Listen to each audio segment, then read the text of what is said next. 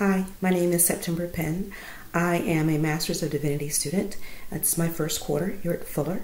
My emphasis is on worship, theology, and the arts. I moved here from St. Petersburg, Florida, but I've lived in many different spots around the United States. I'm an artist.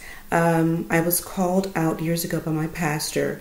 At that time, he said, September, I think you're more than a soloist, you're more than a singer. God has position and leadership for you.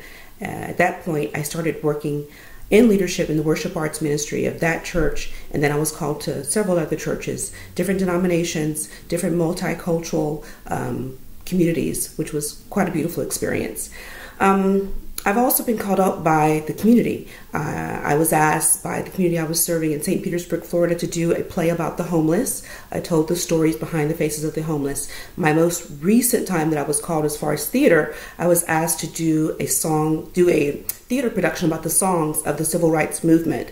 So I wrote an original production, told all the history behind those songs. And when I do that type of work, it's my ministry, because we always slip in Jesus. We always slip in the gospel message, even though it may not be said specifically directly, but it always comes through in the words and certainly in the music.